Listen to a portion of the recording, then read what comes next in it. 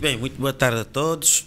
Estamos aqui mais um sábado para, durante 1 hora e meia, ou entre 1 hora e meia e 2 horas, tecemos algumas considerações, algumas análises acerca dos principais acontecimentos da semana no país e também fora do país. Hoje temos 4 tópicos, em princípio. Temos a questão da evolução da reportagem da SIC em relação à suposta concentração de 200 crianças no bairro de Cassange. Esta semana voltamos a falar do tema porque esta semana houve alguma evolução, houve um esclarecimento da parte do diretor de informação da SIC Notícias, e também sabemos hoje que o jovem angolano que esteve envolvido no processo nesse momento se encontra em prisão preventiva por acusação, acho que de associação criminosa e qualquer coisa de fraudação. Depois vamos falar de Beirute, o incidente ou o acidente que ocorreu na capital do Líbano. Também temos a atualização da questão do coronavírus em Angola. Os casos continuam a aumentar, ou pelo menos o número de casos positivos continua a aumentar, e também o número de mortes. Temos também a questão: o governo criou uma unidade que terá como objetivo a gestão dos concursos públicos, dos diversos concursos públicos. Parece que é para garantir uma melhor uma melhor contratação de quadros para a administração pública. E é isso. O Carlos e o Francisco depois vão nos encontrar. Nesse momento, para começar, temos da minha esquerda o Nelito Manuel Pinto Andrade e na minha direita o Samora Neto. Portanto, vamos, se calhar, começamos por falar do Líbano. Aconteceu um acidente que mereceu a atenção mundial de todo o mundo. Questiona-se hoje, começa a se questionar se realmente foi um acidente ou se foi eventualmente algo de dolo ou alguma intenção. Também nessa questão diz-se que o produto que causou o acidente estava supostamente a caminho de Moçambique. Acho que qualquer negócio que se falou sobre isso. E depois também fala-se da questão da desconfiança interna com Israel, ou seja, os conflitos históricos daquela altura. Mas para nós entrarmos nesse tema, eu gostaria que, em primeiro lugar, o Samora e o Nelito comentassem o facto de aproveitar, entre aspas, a circunstância do Líbano estar nesse momento nos destaques mundiais, e Angola não podia ser diferente, e comentamos mais ou menos aquela que tem sido a inserção, não é? A dinâmica dessa população dos líbanos no nosso contexto, essencialmente ligados ao comércio, não é? Samora, como é que tens, na tua apreciação, até porque também desenvolves atividades comerciais, como é que tu encaras a inserção da comunidade de Líbano cá? Nós sabemos, mas antes de opinião geral, não é?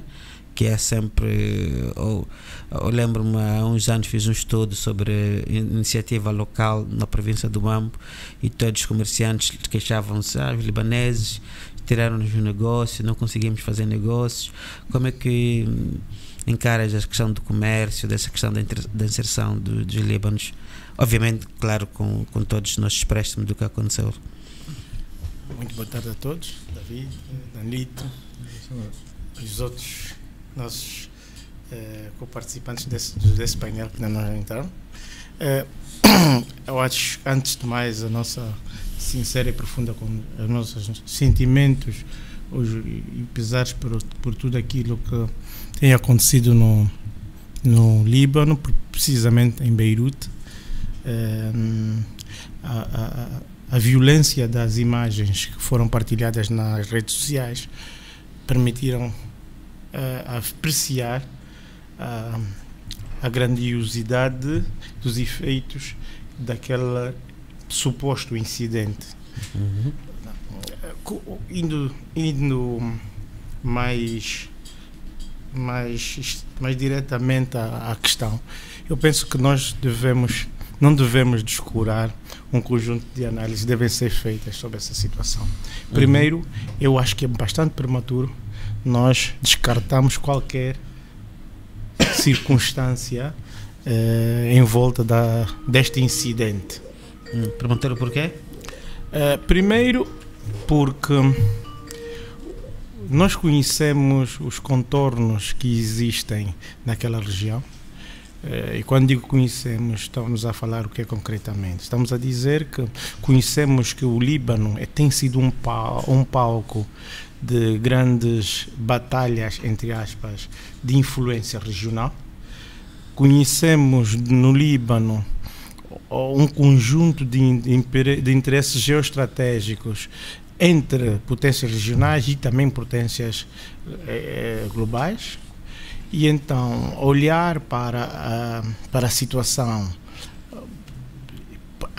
e começarmos já a dizer que não foi, apontar eventualmente causas para aquele tipo de incidentes, eu acho que é prematuro. Outro aspecto é que nós sabemos que ao longo destes últimos anos tem sido um palco muito usual e frequente, de tentativas hegemónicas entre a Arábia Saudita e o Irão, por um lado, e várias tentativas por parte do Estado hebraico de Israel de certa maneira perseguir algumas lideranças, algumas organizações que põem em causa, não é, o próprio Estado de Israel. Estamos a dizer precisamente, sabemos que o Líbano vamos lá dizer, acolhe a grande organização do Hezbollah. Então, olhar para essa situação como um mero incidente, a priori não me parece que isso deve ser tido nesse capítulo. Ok. Com relação à questão, nós temos uma comunidade comercial de libaneses muito vasta e nós temos nessa comunidade de libaneses que já têm uma experiência secular de comércio ligada já ao passado. E acredito que também esse empreendimento econômico, que o incidente ocorreu justamente no porto de Beirute, deve estar a criar uma série de situações inesperadas e que podem pôr em causa também, entre aspas, os próprios interesses desses empresários, porque devem ter, como tenho com certeza, naquela placa, naquele hub importante, um local fundamental para o escoamento e para a aquisição e escoamento das suas mercadorias. Então, eu acho que devemos analisar com muita atenção, e até porque vivemos uma situação de epidemia complicada no mundo. Não são todos os players que estão a reagir de forma satisfatória à situação. Então, a atenção toda deve ser para quem naturalmente acompanha essas situações, até para não criar nenhum desequilíbrio do ponto de vista daquilo que é os mercados de fornecimento de mercadorias, não é? É bom analisar para sabermos o que é que na realidade isso vai acontecer. Mas eu acho, para não me alongar, eu acho que é muito prematuro dizer que aquilo não foi um incidente. Só uma nota: se ali se trata de um porto, deve ser uma instituição, do ponto de vista de segurança de um país, não é? É uma instituição estratégica no que tange. Nós sabemos qual é a história de comércio daquele povo, daquele país, e acontecer um incidente daquela magnitude, naquele ponto, devemos ter alguma atenção, e depois podemos rebater alguns acontecimentos que precederam este ato. Quem seguiu as redes sociais viu colocações de notícias, retiradas de notícias, confirmação de algumas informações, depois retirada de algumas informações. Eu penso que devemos ter alguma atenção e avançar para já como causa da situação um incidente, eu acho que é prematuro. Bem, Nelito, como é que tu olhas para essa situação? Depois vou voltar para o Samora, porque não me respondeu a segunda parte, né, de comércio interno, no nosso sentido. Eu acho que nós temos aqui várias questões. Eu tive-me a informar também sobre o que é que de facto se tinha passado. Há aqui muitas teorias, mas só que vamos olhar um bocado aqui as coisas porque é facto. Primeiro, a origem daquele produto naquele local. Em 2016 há um navio russo antigo que foi, penso que circulou pelas águas territoriais do Líbano e que foi interceptado pelas autoridades libanesas. E este navio carregava quase 3.000 toneladas de nitrato de amônio. Mas o nitrato de amônio, para quem não sabe, é usado tanto para fazer fertilizantes, como é usado também para fazer dinamites, para fazer bombas, explosivos, para fazer explosivos também. E então o que é que acontece? Este navio, depois de material altamente perigoso. Exatamente. Este navio, depois de interceptado pelas autoridades libanesas, houve um impasse durante muito tempo. O navio ficou atracado no porto do Líbano e as tantas, parte da tripulação, a tripulação tinha ficado retida, tinha conseguido ir-se embora. E o comandante, penso que o comandante do navio ficou lá e, pelo que se diz, o comandante do navio fez, desde 2006, para 3 anos depois da situação, fez vários alertas, inclusive às autoridades russas, primeiro a embaixada russa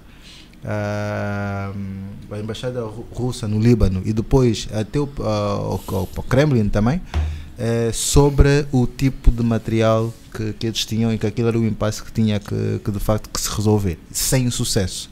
O que ele consegue fazer, segundo o que se diz, com as autoridades libanesas, conseguem fazer, uma vez que o navio era antigo, conseguem fazer com que aquela carga de nitrato de amônio saísse do navio e fosse alocada ao pé num dos espaços no porto do Líbano.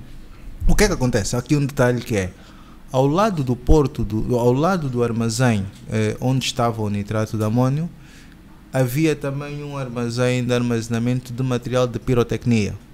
Portanto, o nitrato de amônio é um material reagente quando em mistura com outras substâncias reativas ou até com combustíveis, né?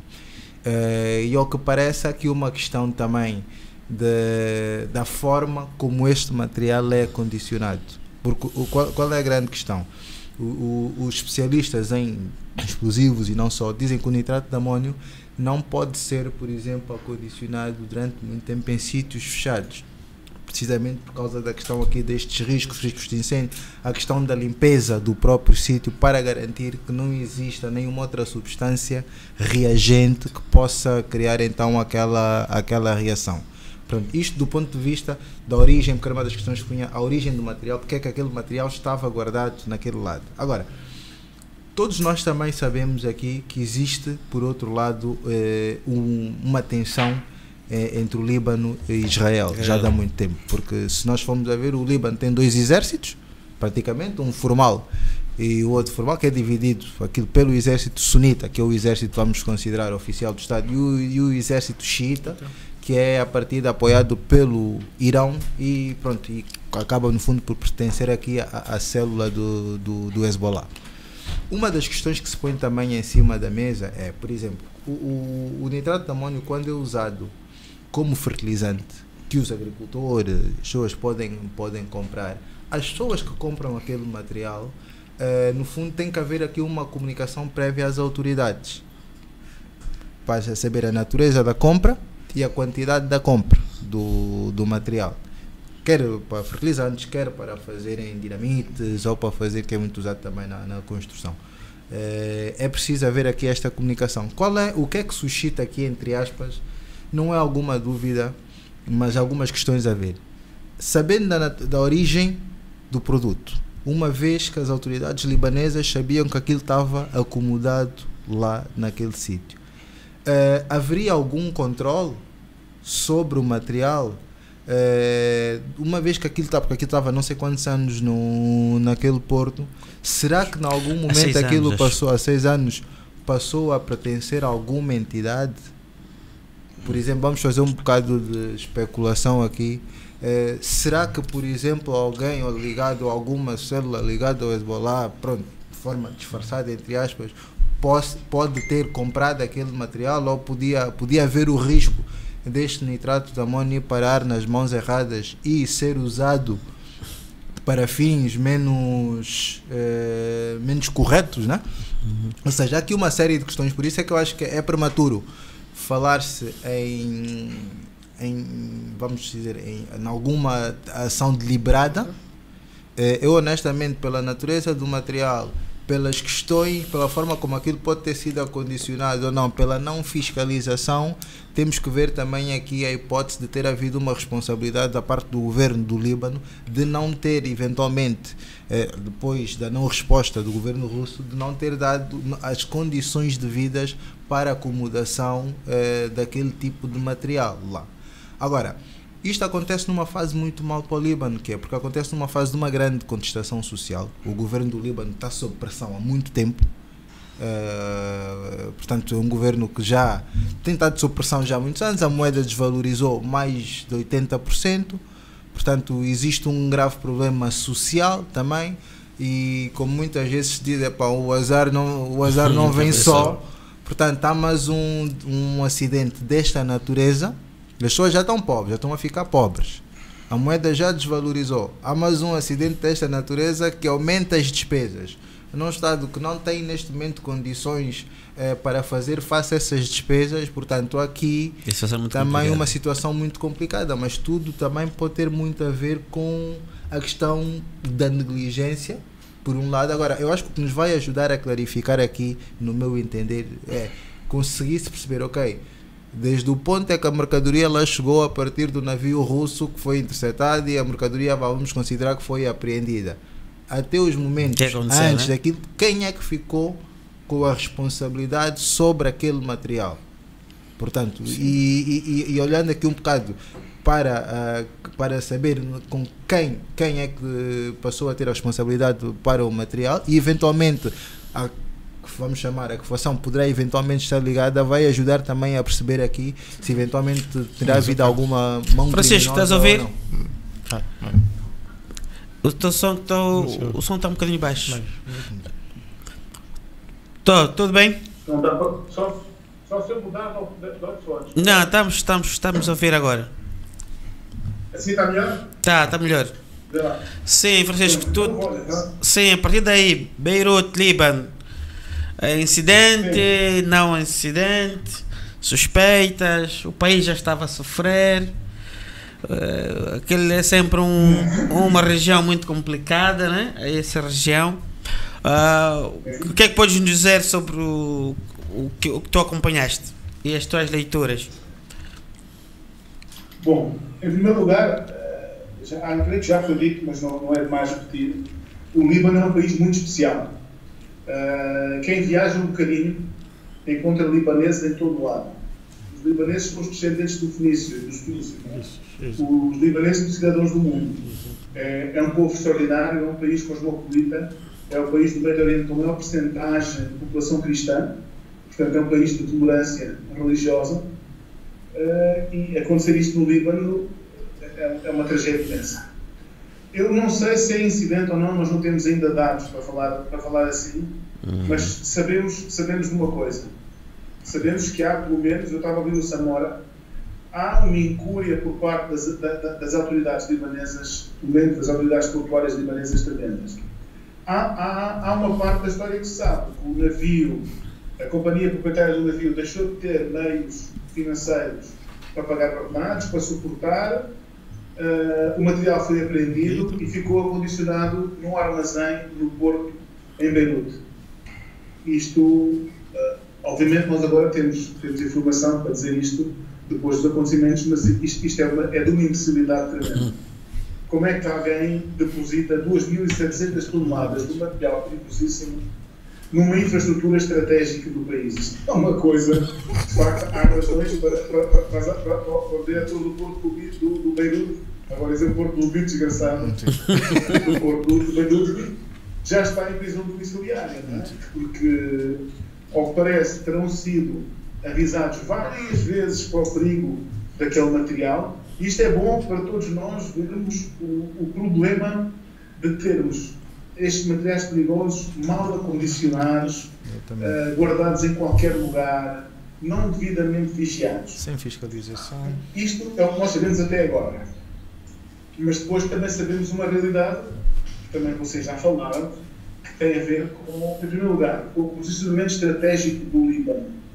O Líbano é um país de saída para o mar naquela região, com um porto muito importante para a distribuição, quer para a importação, quer para a saída de materiais daquela região para o mundo. Os libaneses controlam muito o comércio internacional, então agem como clãs. Nós conhecemos em Luanda, conhecemos um pouco por toda a África, não é?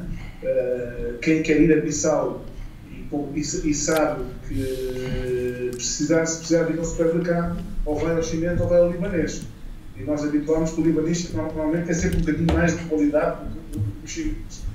O mesmo acontece na Zâmbia, o mesmo acontece nos lugares mais recônditos do mundo, há de haver sempre um libanês a fazer comércio. Portanto, o Líbano é um país essencial para o Médio Oriente, para o equilíbrio do Médio Oriente. E depois, também pela sua natureza cosmopolita e tolerante da sociedade libanesa, a verdade é que convivem dentro do Beirute. Beirute é uma cidade quase mártir do que aconteceu nos últimos 35, 40 anos.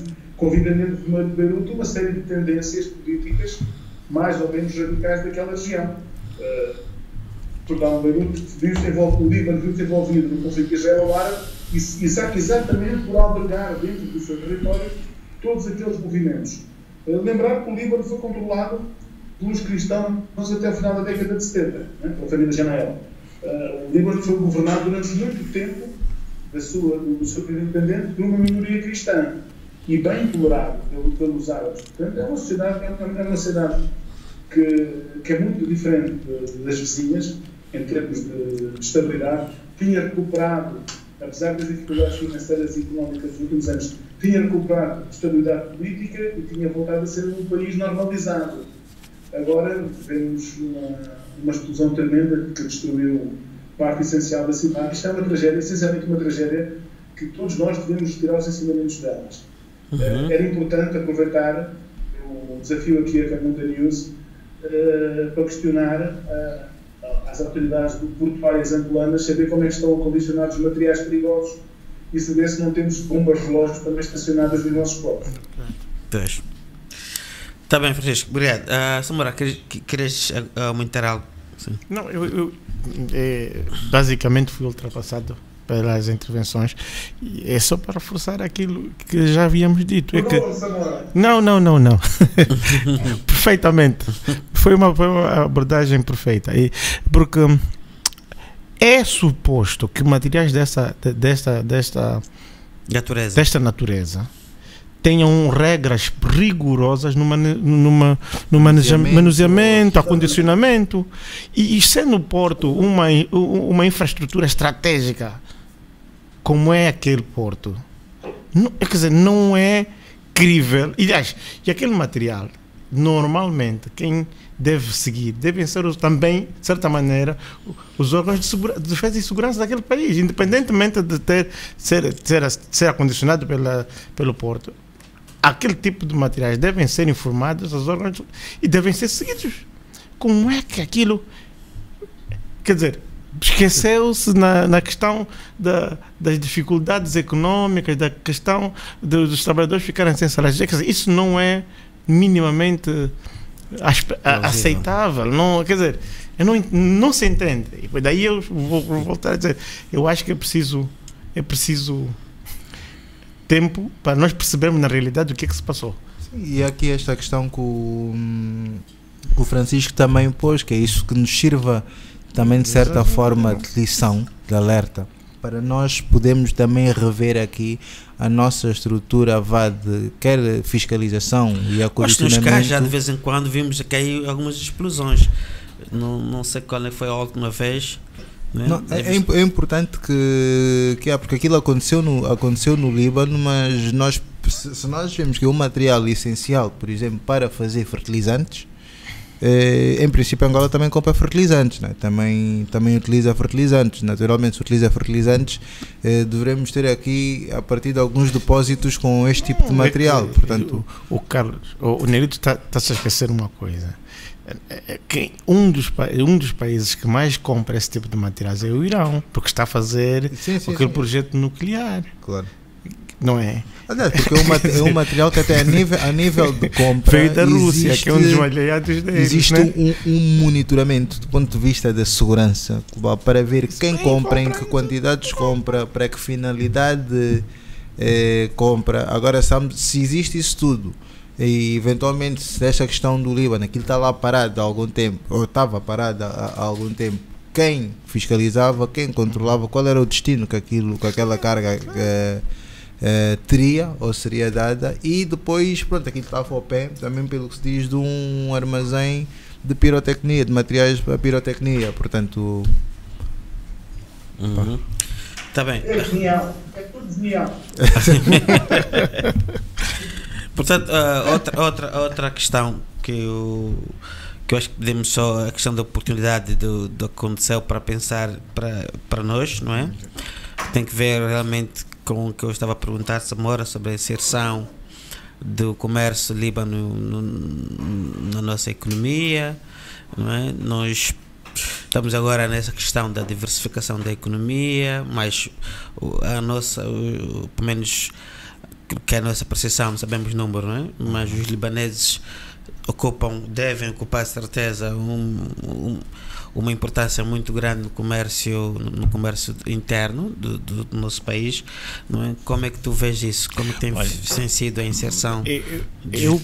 Eu acho que nós temos que analisar do seguinte aspecto. Os libaneses já estão em Angola, se não estou em erro, já data desde mais ou menos o início dos anos 90, do ponto de vista da atividade comercial, com os armazéns, e esta atividade comercial teve uma extensão. Primeiro, porque deixaram de ser meras unidades de armazéns para se criar verdadeiras empresas logísticas de distribuição.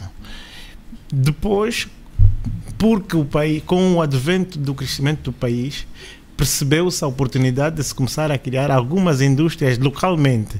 E, ponto de vista de visão, de ponto de vista comercial, abriram unidades e focalizaram-se em setores que pareciam para muitos que não tinham grande impacto, mas revelaram-se tendo na realidade um grande impacto. Estamos a falar de produção de papel higiênico, não papel higiênico, sabão,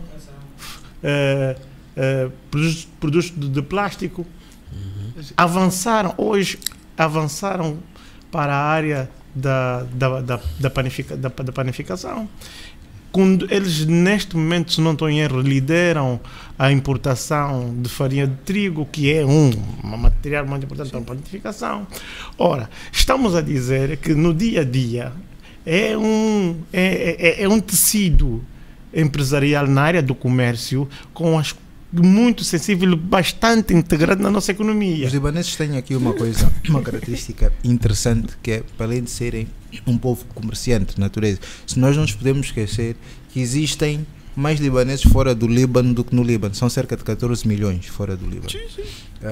Sim, penso que é isso, 14 milhões. Depois com conexões mundiais. Sim. E depois existe aqui um outro ponto, que é uma das características do povo libanês, é que, sobretudo quem está ligado à área de comércio, eles têm um enorme, vamos considerar, treinamento e facilidade em desenvolver negócios em países em conflito ou países estabilizados.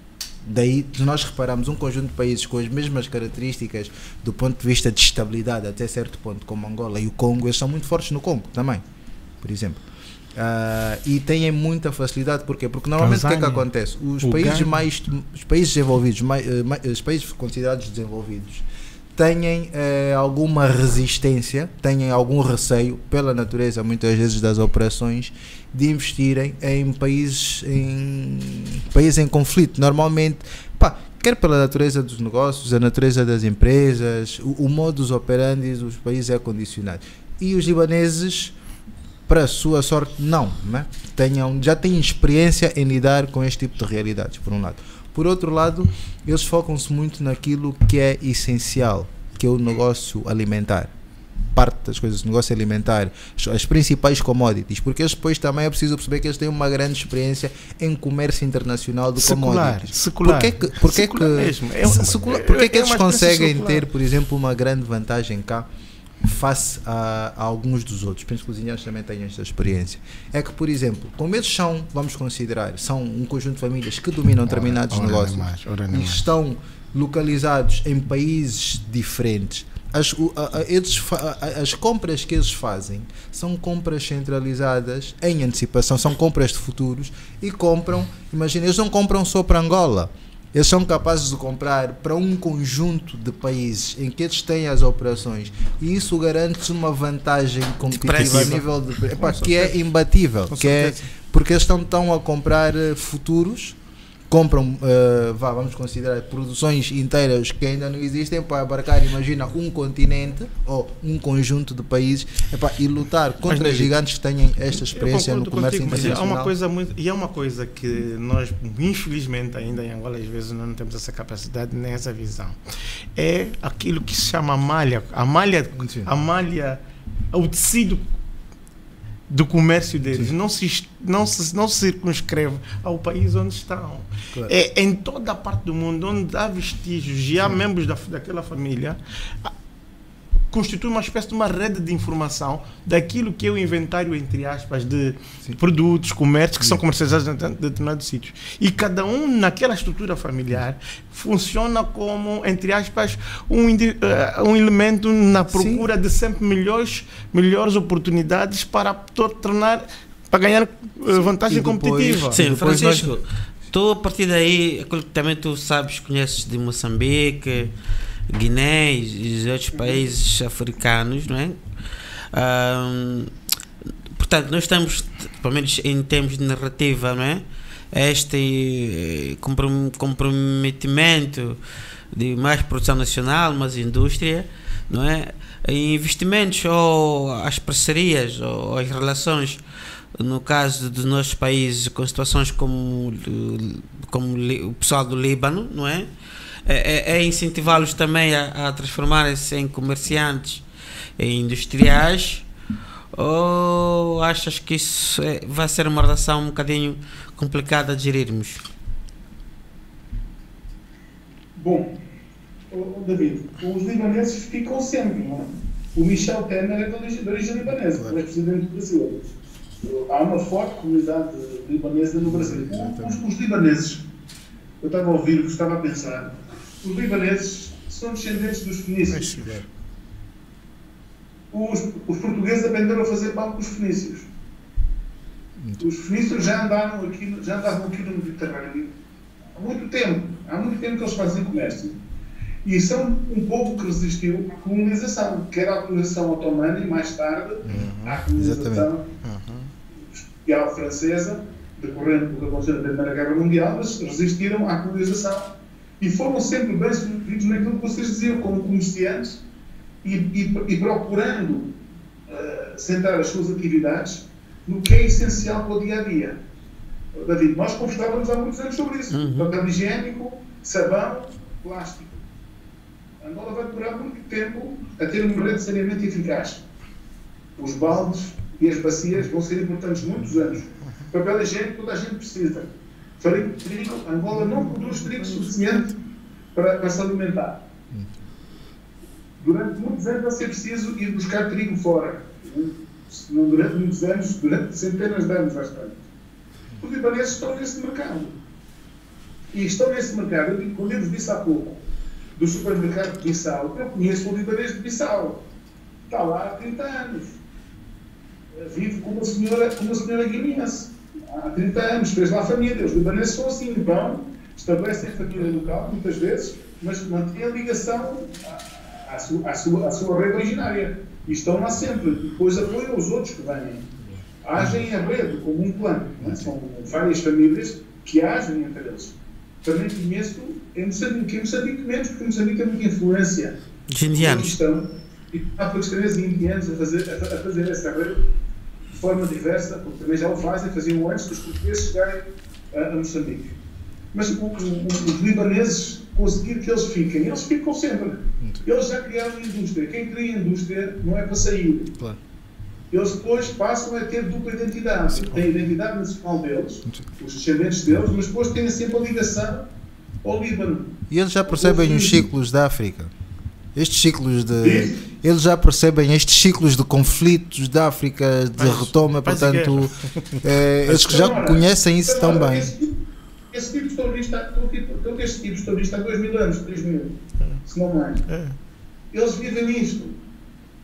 Isto é muita sabedoria. A forma como eles chegam a Angola, veja, eles não chegam a Angola e querem fazer novas tecnologias. Eles chegam a Angola e fazem o quê? O que é essencial à vida dos angolanos. Não estão preocupados em vender telemóveis. Telemóveis é o negócio dos outros. O negócio dele é o essencial, bens essenciais. E eles têm sempre cliente. Há sempre cliente para comprar balda, há sempre cliente para papel higiênico, há sempre cliente para comprar farinha e para comprar pão. Vocês sabem isso melhor que eu, que estão aí todos os dias e eu já não vou ir há mais de um ano. Esses clientes não faltam. Agora que Angola está em crise, o que é que se está a vender? O que os libaneses importam. Os chineses também fazem com a produção deles, mas são coisas diferentes, não é? Os libaneses não produzem tanto na terra deles, transformam em indústria ligeira, onde estão, e importam, e como vocês diziam há pouco, vendem a rede para todo o continente, se for necessário. Isto é muita sabedoria, nós temos que admirar esta gente. Ok. Bem, fechamos assim a conversa sobre o caso de Beirute, no Líbano. Vamos então falar um bocado sobre a evolução do coronavírus em Angola. Hoje, em princípio, o Ministério da Saúde irá atualizar as medidas de calamidade. De uma maneira geral, nós estamos a observar uma média que começa a ser alta de número de infectados diário. Antes de ontem, acho que quinta-feira, chegamos a um recorde de 88 infectados.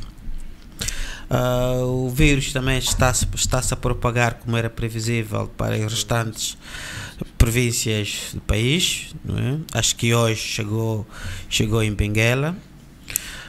Outro elemento também para orientar a nossa análise tem que ver com o facto do país estar com uma taxa, em princípio, de mortalidade decorrente do coronavírus alta.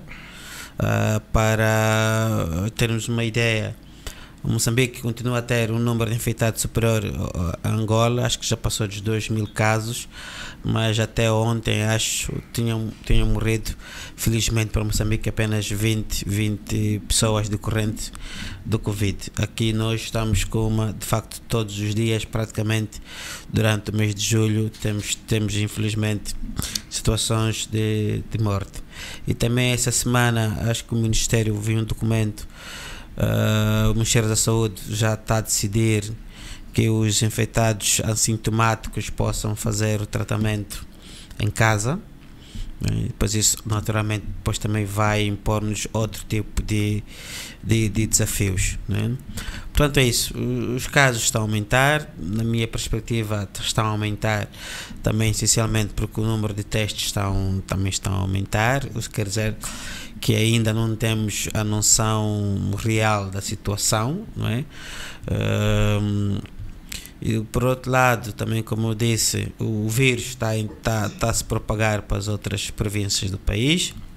E por último estamos infelizmente a nos confrontar com uma taxa, inicialmente com uma taxa de morte decorrente de Covid alta.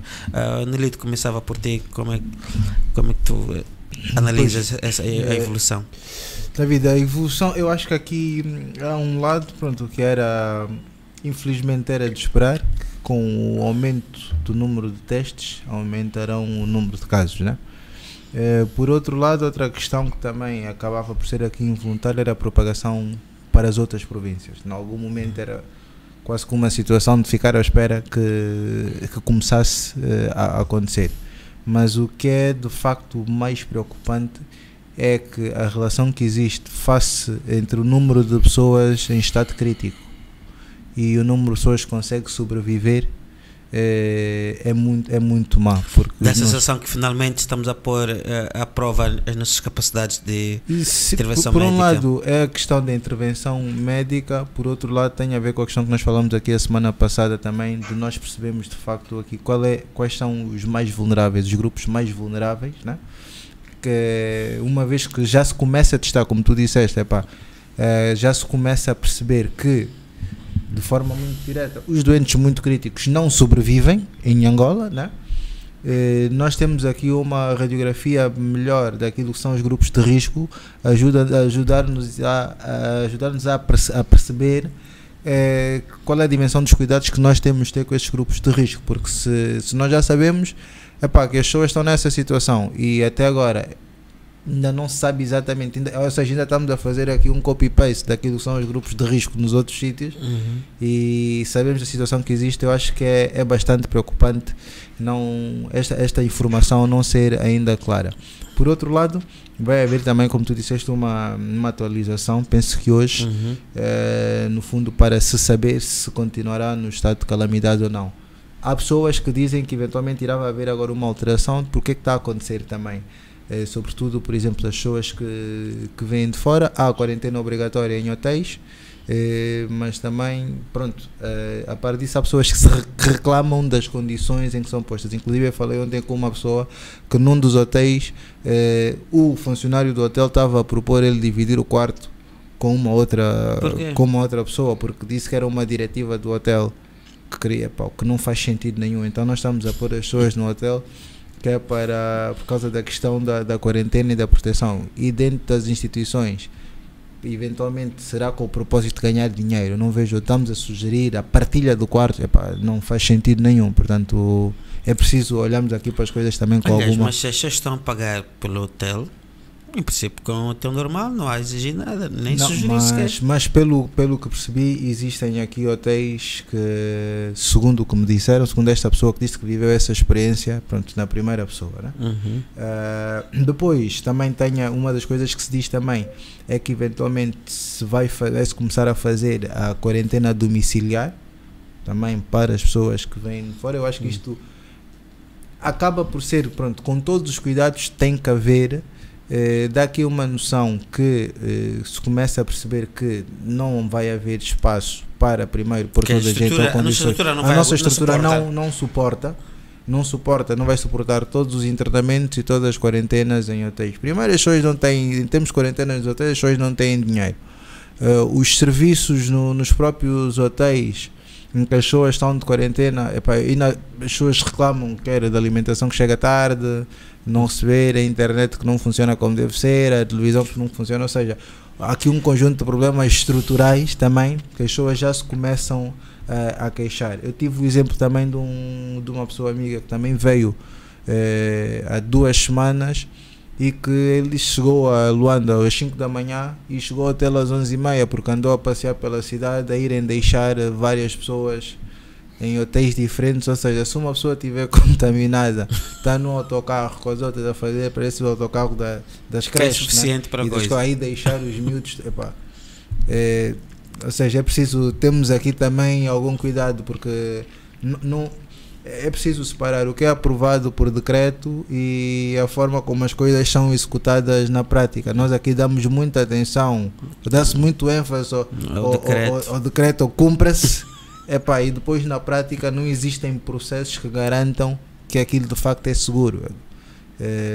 Daí nós também temos de ter este cuidado de fazer esta distinção, por um lado, e de afinarmos lá tal que nós falamos aqui, mais dinâmico. Samora, quando começa a crise do Covid, do corrente que estava a dizer o Nelito, não é?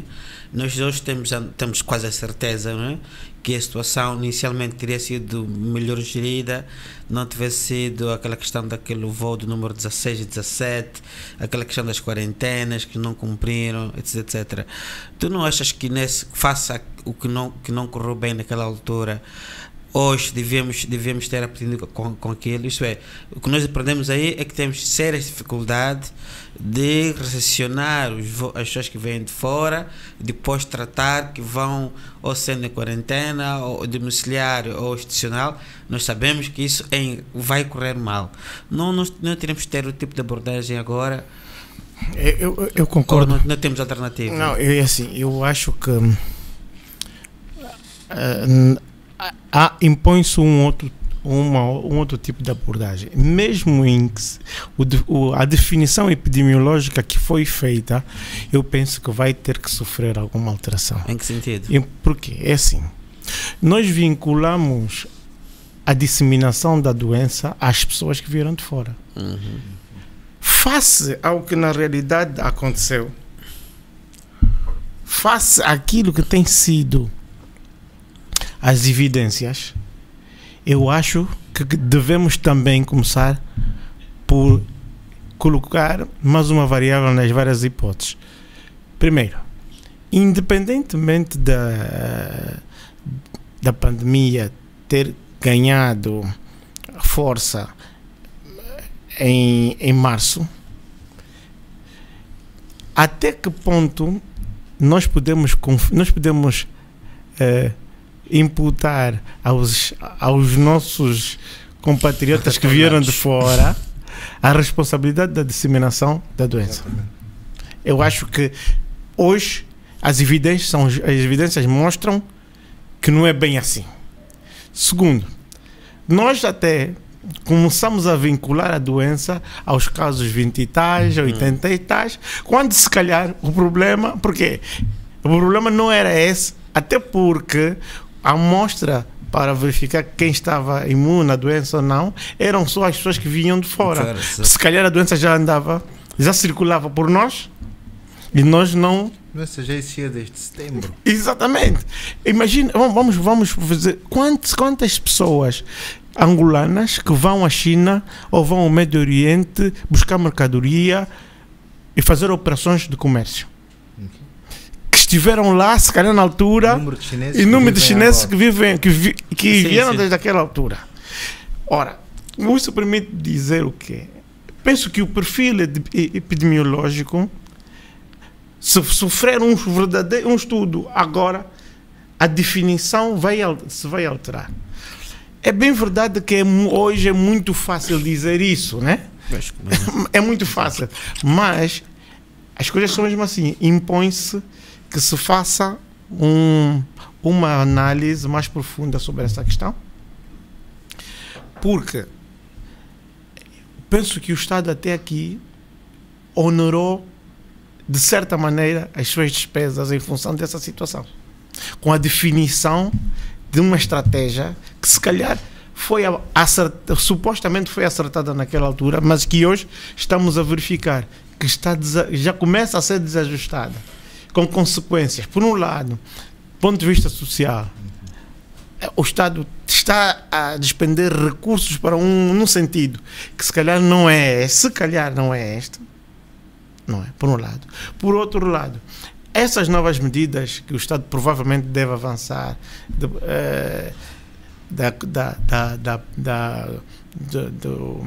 calamidade.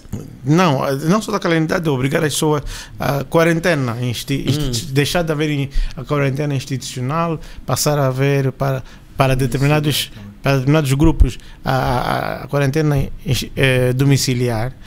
Penso que no meu ponto de vista, deve-se avançar para aí, mas aqui remete para uma outra questão.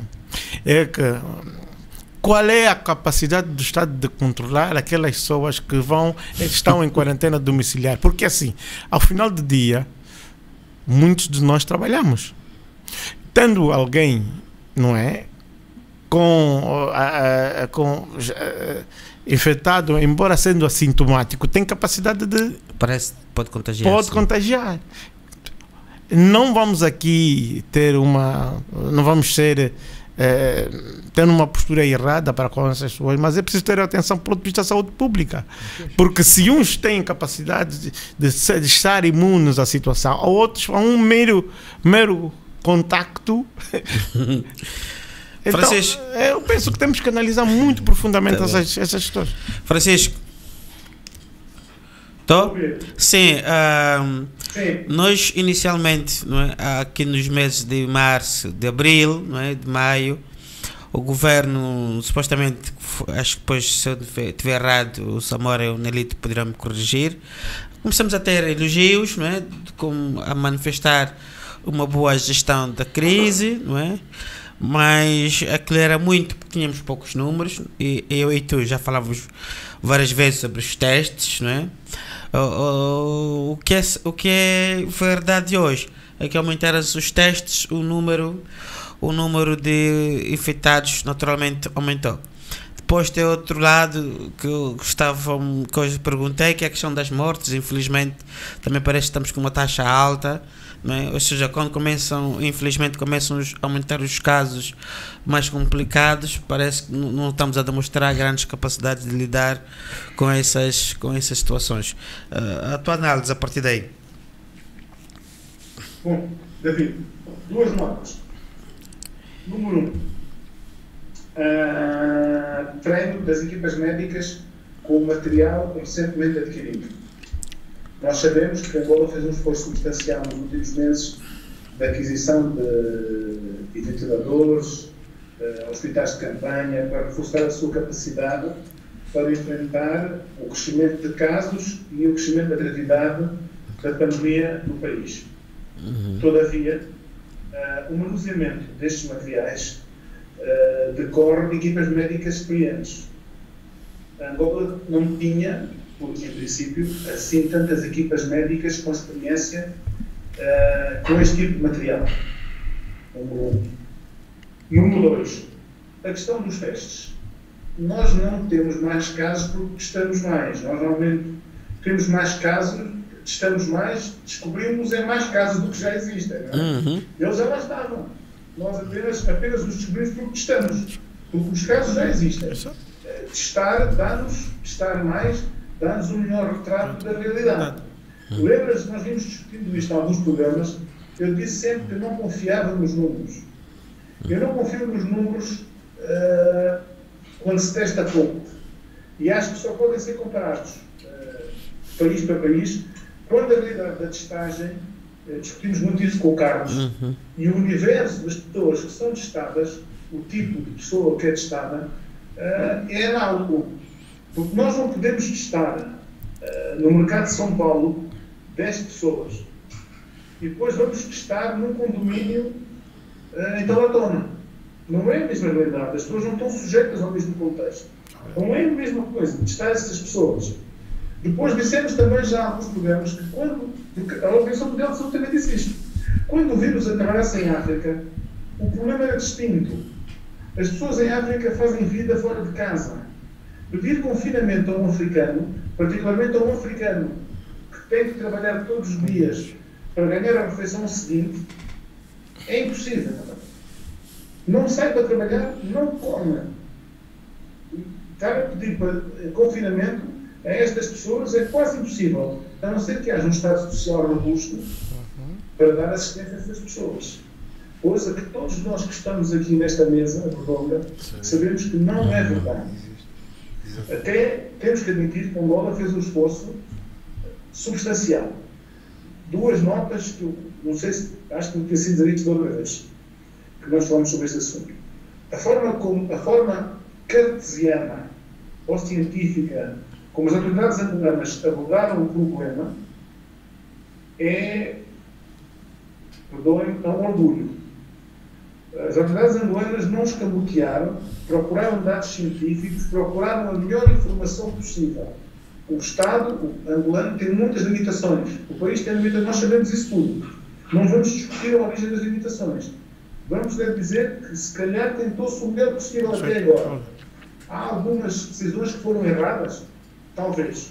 Bater as pessoas no hotel e depois o hotel querer pôr 2 por quarto, aquilo que o Nelito vinha dizendo há pouco, o hotel já aproveitasse, não é? Claro. Depois do que nós sabemos? Que também não temos capacidade nas autoridades de fiscalização de irem fiscalizar isto que está a acontecer, senão.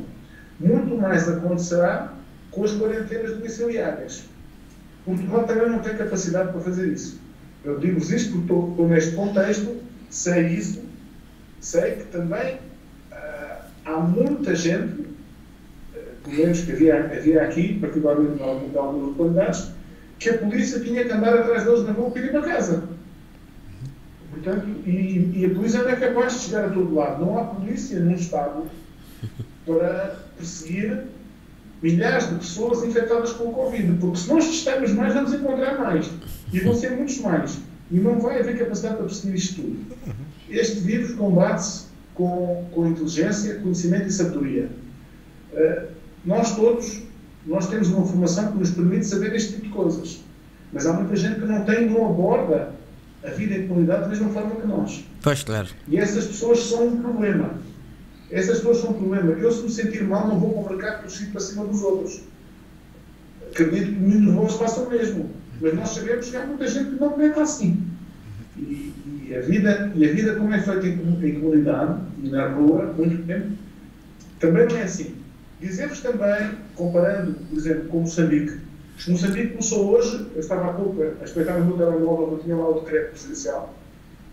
Moçambique começa hoje um novo estado de emergência, para 4 semanas, com duração até dia 6 de setembro. Portanto, estes avanços e recuos também são normais neste contexto. E nós temos que saber que são normais, e é a nossa missão também dizer da normalidade destes avanços e de recuos e do ajustamento das estratégias. Em todo o lado está a ser assim. Não há nenhum país que não tenha avançado, nem uma circunstância ou outra não tenha recuado. Vejam o caso de Espanha. Espanha é um país com um sistema nacional de saúde suficientemente desenvolvido. Há alguns meses atrás foram levados alguns cidadãos mais velhos, alguns cotas, como nós dizemos, para uma localidade vizinha. Foram apedrejados. O autocarro com esses senhores foi apedrejado. Isto é claro que isto assusta, mas temos que saber olhar para isto com algum distanciamento. Mas quero terminar com uma nota positiva, dizendo que já é muito bom a forma racional como as autoridades angolanas têm enfrentado o problema. Creio até que foi uma grande evolução em relação aos anos anteriores, com a forma mais transparente com que se dá a informação. Também temos que salvaguardar isso e saber que Angola é um país com muitas limitações deste ponto de vista, pelo que vamos enfrentar alguns problemas nos próximos tempos. Há, porém, algo que eu queria deixar. Há muitas comunidades mais frágeis. Eu já falei da questão, eu disse, acho que já falei contigo, David, sobre isto. Da periferia de Benguela, por exemplo, onde alguns projetos sociais estão desamparados agora, mesmo ligados à Igreja. É preciso que a comunidade angolana seja capaz de se unir para se apoiar nisto, porque o Estado não vai chegar a todo lado. Os angolanos sabem o que é unir-se em situação de crise e vamos ter que nos apoiar mutuamente, porque o Estado não vai chegar a todo lado, como as últimas decisões já mostram. Sim. Samora, o Estado tem dificuldades, teve dificuldades no início, como eu disse há pouco, de participação das pessoas que vêm de fora.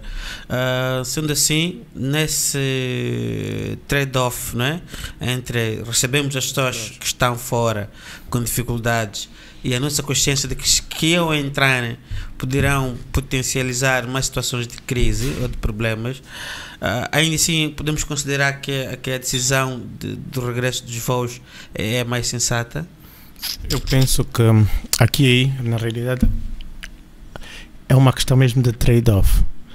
Primeiro, o Estado, enquanto entidade que deve velar pelo bem-estar, a saúde do seu cidadão, não pode estar indiferente a um conjunto de cidadãos que estão fora, que padece de condições para poder lá estar.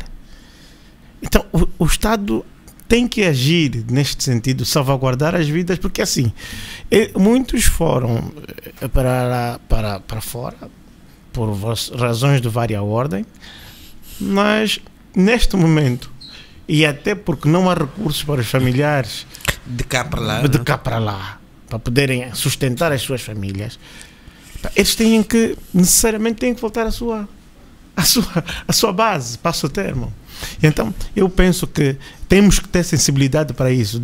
São angolanos como nós, estão fora do seu espaço, não têm formas de subsistência lá, devem voltar. O Estado deve criar condições para isso. Ok, Nelito, do teu caso, para fecharmos essa conversa, os casos estão a aumentar, o Estado está a dizer-nos mais ou menos que não tem capacidade de lidar com situações mais complicadas face à taxa de mortalidade decorrente do vírus, não é?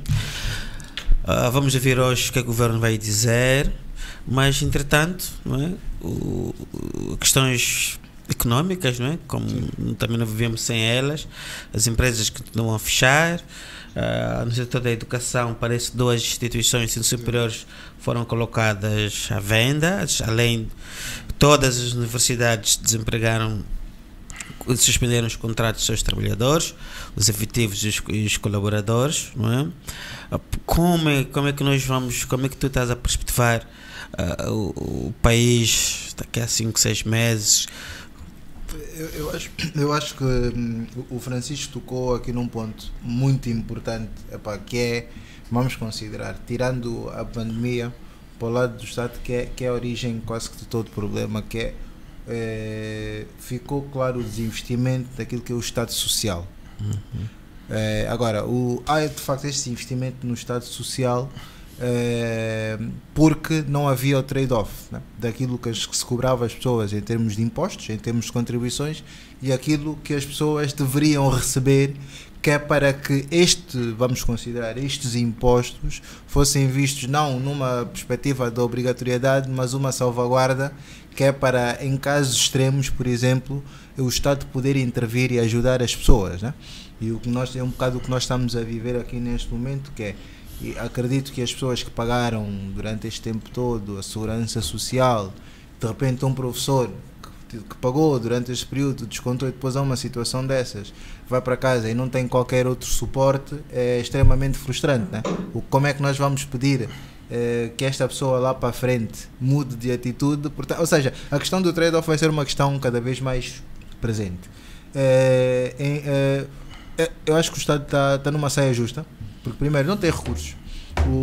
Aquilo que eram em princípio as contribuições que podiam fazer parte do Estado Social, mais uma vez, estamos sempre aqui a bater na mesma coisa, mas foram para salvar os BPCs e outras instituições com cancros, e que de facto eu acho que isso vai levar no futuro a nós refletirmos nessas situações, como é que de facto nós podemos salvar a nossa economia e como é que de facto o Estado deve aplicar os recursos que se aplica em prol dos cidadãos, ou se aplica para salvar instituições em que pode-se ter comprovada a má gestão durante um período. Manelito, eu desculpa te interromper. Eu fico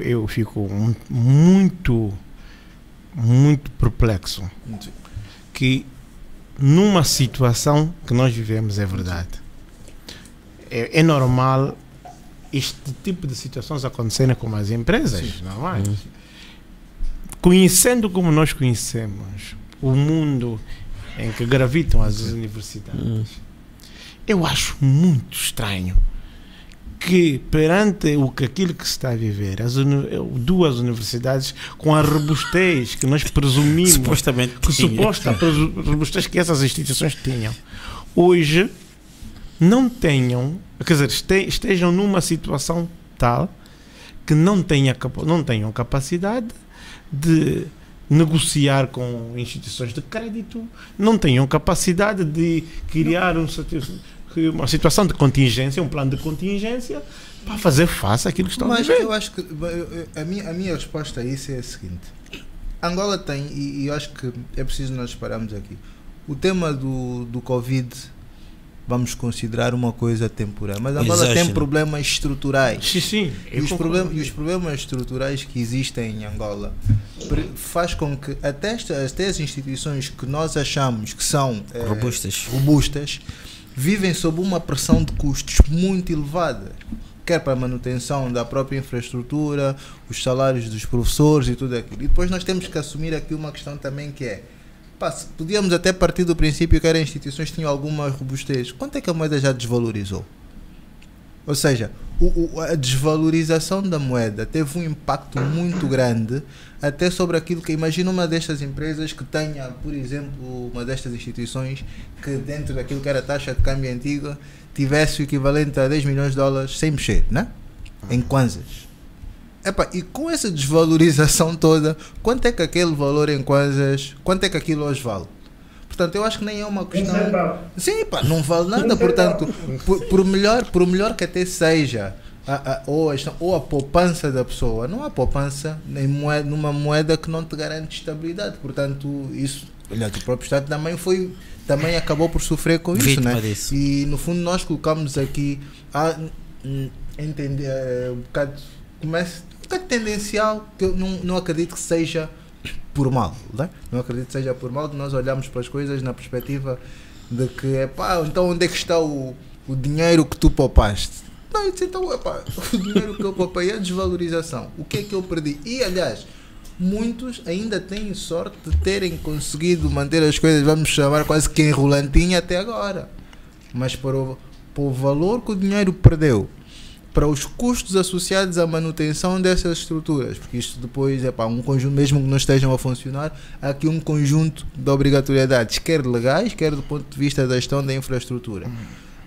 Não há aqui, nós não temos aqui layoffs, não há aqui contribuições com participações do Estado para manter salários de professores ou de outros funcionários. Isso aqui não existe. Portanto, face a essa situação, o dinheiro sairá, quem irá correr o risco? O dono da infraestrutura, o dono do negócio? Não, eu vi. Desculpa só, Samora. Ele é que se vai endividar mais. As nossas taxas de juros, ou seja, vamos transferir para estas pessoas a obrigação de se endividarem para manter aqui responsabilidades a nível do próprio Estado Social, que eventualmente deveria ser um Estado cauteloso a prover isso. Portanto... Sim, Samora, o que estava a dizer o Nelito, realmente, isto é, há essa narrativa que é muito do executivo, né? Que as empresas vão contar, que o apoio é do crédito. Não, o crédito é mais um custo. Quer dizer, resolver problemas salariais com crédito arranjar outros problemas. Não, eu não diria isso. Para o empresariado não é solução. David, a minha preocupação Estamos não a falar é... de taxa de juros de 23%, Sim, nem que fosse a minha preocupação não é necessariamente as instituições irem diretamente ao crédito. O que eu estou a dizer é o seguinte, se nós temos nas instituições de ensino e de ensino superior, porque aí alavanca do ponto de vista de investigação e tudo mais, todo um conjunto de aspectos, vamos chegar à conclusão que é um setor estratégico do país, do ponto de vista até social. Se é um setor estratégico... Deve ser um setor sim, estratégico. Deve ser. Se é um setor que deveria ser estratégico, faz todo sentido que essas instituições que estão a apresentar alguma debilidade tenham o beneplácito das políticas do Estado. Mas porquê que não tem, então? Não, por isso é que eu estou a dizer. Eu acho estranho, primeiro, que essas instituições não... Será que essas instituições não foram junto do Estado mostrar o quê? As suas... O Estado não tem nada para estar. O Estado não tem capacidade. Então o Estado financeiro, o Estado injeta milhões nos bancos. Muitos deles até acabam por não ser públicos, acabam por ser privados. O Estado não tem capacidade de criar uma linha de garantia para permitir que essas instituições que brotam conhecimento, investigação, a sociedade sobrevivam. E não estamos a falar de universidades ou sim, instituições de ensino superior que nasceram ontem, que não são universidades que já puseram no mercado milhões e milhões de quadros. Quer dizer, então nós sentimos que há, e concordo com o que a Anitta diz, é que na realidade estamos perante nós temos noção clara que nós padecemos de problemas estruturais, sim senhora, do ponto de vista daquilo que é a nossa estrutura empresarial, a nossa economia. Quer dizer, hoje até aquelas empresas que nós víamos que tinham alguma capacidade, não é, de resistir a choques, estão postas em causa. Face à desvalorização que nós tivemos ao longo destes últimos anos. Sim, não é, o Estado bonifica, juros para... Onde é que está o papel? Porque assim, isso não estamos a falar de uma empresa cervejeira. Estamos a falar de uma empresa... Estamos a falar de instituições de ensino superior que abrotam conhecimento, que preparam os quadros da manhã. Esse homem isso, está no vértice. Em setores estratégicos para aquilo que é a nossa realidade. Se nós olharmos, tocando mais uma vez aqui na tecla do Estado Social, deviam ser das primeiras instituições a terem o suporte do Estado em regime de layoffs ou coisas que é para se manterem ativas, porque por maior que sejam os problemas, se há aqui um setor que precisa de investimento contínuo nas melhorias, quer do ensino, quer das condições, da qualidade do ensino, é o setor da educação. Então, mas aliás, e nós vimos que um dos motivos que levou a que este setor a que se parassem as aulas foi a falta de saneamento. Portanto, se não se conseguiu garantir o saneamento durante estes anos, melhorar o saneamento destas instituições de ensino, é um bocado complexo. Nós esperamos também que haja aqui uma contribuição. Aliás, e atenção que tu só prevês a nível do ensino privado, há muitas instituições privadas que do seu próprio bolso fizeram o tamanho esforço de criar as condições em termos de higiene e segurança necessárias nessa altura para se manterem abertas. Mas Nelito, tu tinhas, por exemplo... Bem, vamos continuar. Essa é uma questão também que quero colocar no ar. Estou a pôr o Estado, que eu saiba, o Ministério das Finanças, né, tem unidades porque acompanham as questões das propinas das escolas, das universidades, e de certa maneira deve ser um preço, deve ser no regime de preços vigiados. Os preços vigiados. Então, não é só, é para garantir o quê? Do ponto de vista de ser um serviço social, que deve ser democratizado do ponto de vista do serviço que é prestado, mas do ponto de vista também daquilo que é monitoramento do Estado, deve ser um elemento para permitir que elas, além de não desaparecerem de um ápice, tenham capacidade de terem perenidade naquilo que é a sua vida. Sim, mas aqui só dizendo alguma coisa, tentando responder aqui à preocupação do Samora, né? Isso é uma questão de lógica, isto é, se as universidades, se o ensino, a investigação fosse considerada pelo governo como algo prioritário ou algo estratégico, não é? Então, em coerência, em termos de lógica, os governos sempre teriam um posicionamento diferente a quem promove o ensino, não é? As unidades que promovem o ensino não têm nenhum tipo de benefício fiscal, nenhum, zero, não é? Portanto, são tratadas como qualquer outra atividade de comércio, não é? Mas o que tu dizias é verdade, não é? Mas quando o Estado está só preocupado em dizer que as propinas não podem subir, porque o Estado sabe que aquilo é um serviço social e que mexe com o termômetro social, não é? Mas também, por outro lado, aquilo que o Estado podia fazer para apoiar, de certa forma, essas instituições, infelizmente não tem feito. Bem, passado pelo tópico, pelo terceiro, só em termos de introdução, acho que recentemente há um projeto que foi criado há algum tempo, que é de unidade e monitorização e acompanhamento de projetos do executivo, que é o MAP, né?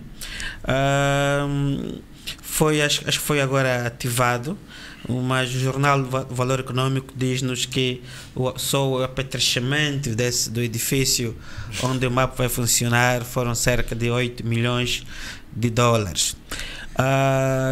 Mas o nosso tópico aqui era, da vossa análise, era dessa unidade que o executivo criou agora, né, que é uma unidade que terá como responsabilidade organizar, gerir os concursos públicos para órgãos da administração central do Estado, né? Parece que tem havido muitas reclamações para as pessoas ingressarem à administração pública, então o Estado criou esse órgão para gerir e controlar, etc. A questão que se coloca, tal como o MAP, não é? O Executivo tem vindo, ou fez, não é? Reduziu ministérios, não é?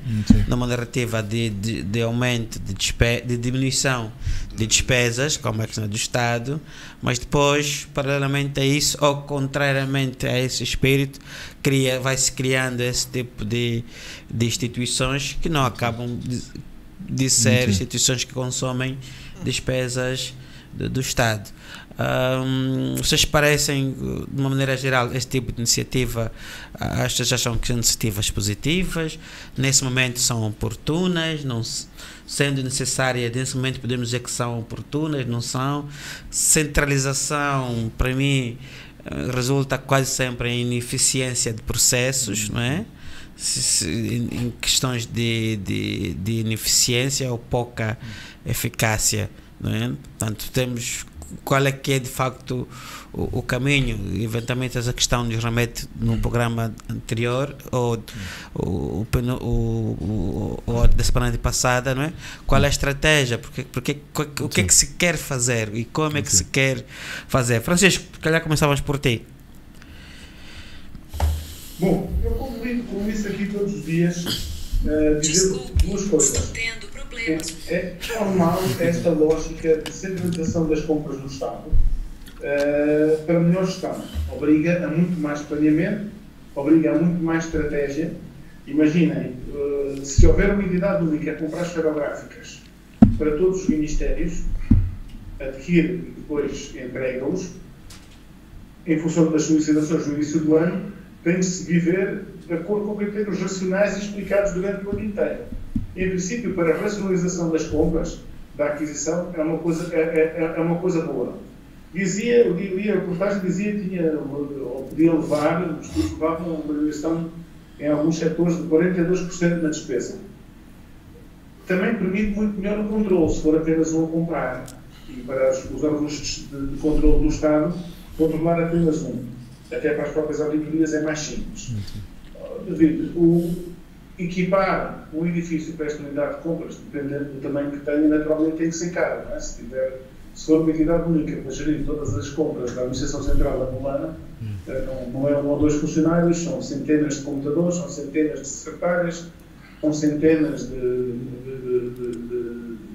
de prateleiras ou milhares de prateleiras, tudo isto custa caro. Mas a mim parece-me, a priori, um percurso normal de centralização das compras que o Estado tem feito. Sim, Francisco, só para fazer um complemento na tua análise, essa instituição, afinal de contas, ela vai gerir mais a contratação de quadros de pessoal, gestão de pessoal para a administração pública. A internet não está boa.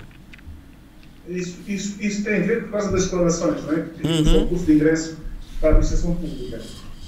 Bom, aqui fez-se há uns anos para os altos quadros, para tentar dar alguma transparência. A mim parece, no caso dos altos quadros, uma coisa um bocadinho tonta, porque os políticos arranjam sempre forma de contornar isso. Ninguém nomeia um diretor-geral porque uma entidade terceira quer. A escolha dos altos quadros da administração normalmente são feitos de acordo com critérios políticos. Agora, para controle de todos os concursos para ingresso na administração pública, eu não estou aí, mas parece-me uma coisa um bocadinho difícil. A mesma entidade controlar para o Ministério da Segurança Social e para o Ministério da Administração do Território vão ter nos seus quadros as pessoas para integrar o júri para esses concursos tão dispares, será essa entidade a fazer todos os procedimentos concursais para contratar as pessoas? Se for um esforço para dar alguma transparência, veja, se for um departamento, por assim dizer, à prova de bala em matéria de transparência, poderá ter alguma eficácia. Mas será que é possível fazê-lo nesta fase da vida coletiva de Angola? Não sei. Parece-me uma coisa muito decalcada de alguns modelos não angolanos. Poderá ser uma iniciativa boa se for à base de qualquer interferência. Será sempre mais fácil fiscalizar uma entidade do que várias entidades. Pelo menos para a auditoria angolana vai ser mais fácil, não é? Podemos cobrar mais dos auditores. Mas isto, David, do ponto de vista das aquisições, que é uma coisa muito preocupante, menos os concursos para a administração. Os concursos para a administração pública podem até ser mais espetaculares em função de entrar filhos da nomenclatura do partido, por exemplo. Mas, do ponto de vista das aquisições, a centralização das compras é um esforço importante para a racionalização dos meios públicos. O Elito falava há bocado do trade-off importante que passa a haver quando nós pagamos impostos. Nós pagamos impostos. A Thatcher dizia que não há dinheiro do Estado, não há dinheiro de todos os contribuintes que entregam ao Estado para governar. Para a boa governação dos meios públicos é importante esta centralização de compras. E é importante a existência de planos anuais para a aquisição, porque imaginem, quando o MART solicitar a esta entidade X ferográficas, X computadores, tem que fazer no início do ano e tem que dizer para quê. Eu vou contratar o David, o Nelito e o Samor para entrar para os quadros do Ministério da Administração do Território. Logo, vou precisar, a partir do mês tal, de um computador para o David, de um computador para o Nelito, de um computador para o Samora, de mobiliário para equipar a sala onde eles vão estar. Vou ter que ter ar-condicionado, vou ter que ter uma série, mas tudo isto e determinado o quê? Planeamento. A meio do ano, estando estas aquisições naquela entidade, a meio do ano será mais difícil comprar mais. Exatamente. Isto obriga a um esforço de planificação, centralização de compras, de custos e também facilitar a parte da auditoria no futuro este tipo de aquisições. Ok. Samora, uma única entidade a fazer gestão dos concursos para a entrada da administração pública. Acha que face o nosso conhecimento sobre as nossas instituições e a nossa cultura organizacional e organização política, acha que essa é uma boa opção? Acho que esse mostro poderá funcionar? Do ponto de vista daquilo que é o princípio que deve nortear para a criação dessas instituições, eu acho que tende-se a seguir um princípio da racionalidade, por um lado, é da eficiência na alocação dos recursos, por outro lado, e pretendemos disciplinar as nossas despesas. Temos que ser coerentes em admitir que, do ponto de vista daquilo que é disciplina orçamental, no que tange à utilização dos recursos, há muito a se fazer. Porque quer do ponto de vista daquilo que nós queremos chamar de boa despesa, temos muitos problemas na realização daquilo que é boa despesa. Do ponto de vista daquilo que é a monitoração dos processos, há uma série de assimetrias, porque enquanto determinados departamentos ministeriais esta disciplina é observada, outros se calhar não são tão incisivos naquilo que são as normas e as práticas. Então penso que, se calhar, essa estrutura do Estado criada, naturalmente, pode ser um elemento catalisador para a mudança de práticas. Do ponto de vista, a minha visão do ponto de vista positivo. Agora, há um aspecto também negativo que eu quero aqui sublinhar. Primeiro, da peça que pude ler, nós começamos a ver que, do ponto de vista da implementação, há um conjunto de incongruências. Em locais, não há recursos humanos formados para desempenharem o papel nestas unidades, do ponto de vista da província. Há um outro aspecto que eu quero também frisar aqui, é que, do ponto de vista daquilo que é a estratégia de modernização do aparelho do Estado, o Executivo sinalizou-nos a necessidade da descentralização. Ora, concentrar numa unidade, estamos a fazer um QRF, passo o termo, naquilo que nós indicamos como sendo descentralizado. É bem verdade que estamos a falar... O Estado Central. Exato. O Estado Central. Com certeza. Francisco. Agora, é preciso ter atenção a exatamente essa questão. Porque depois, nós também sabemos da nossa cultura de burocratização e de burocracia das coisas. Espero que um órgão desse género não venha aumentar a burocracia e tornar os processos fastidiosos e muito longos. Não é? Porque senão nós estamos a resolver, estamos a dar um passo à frente e 10 para trás. Apraz-me dizer essas questões. Um outro aspecto que eu também queria deixar aqui bem assinalado, não é? É exatamente isso. Nós entramos com os processos. Nós fizemos sair normativos jurídico-administrativos. No entanto, quando passamos para a implementação, começam-nos a surgir problemas que a priori já deviam ter sido identificados. Não se percebe como é que em determinadas províncias, por aquilo que pude ler nas peças que vieram ao ar, que há províncias que não há quadros para ocuparem essa função.